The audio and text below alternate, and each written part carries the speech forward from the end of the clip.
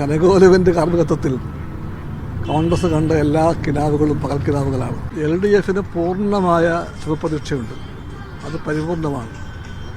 ജനങ്ങൾ LDFൻ്റെ കൂടെയാണെന്ന് ഉറപ്പാണ് ഞങ്ങൾക്ക്. ഞങ്ങൾ തൊട്ടുമുമ്പുണ്ടായ പരാജയത്തിൻ്റെ പാഠങ്ങൾ പഠിക്കും. വേണ്ട എല്ലാ തിരുത്തലും വരുത്തും.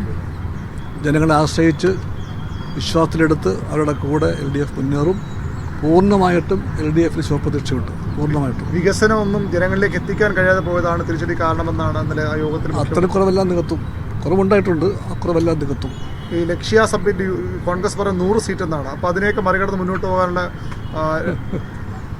കനകോലുവിൻ്റെ കാർമ്മികത്വത്തിൽ കോൺഗ്രസ് കണ്ട എല്ലാ കിനാവുകളും പകൽ കിനാവുകളാണ്. അതെല്ലാം പരാജയപ്പെടുമെന്ന് ജനങ്ങൾ തീരുമാനിക്കും. കനകോലുമല്ല കേരളത്തിൻ്റെ ഗതി ആലോചിക്കേണ്ടത്.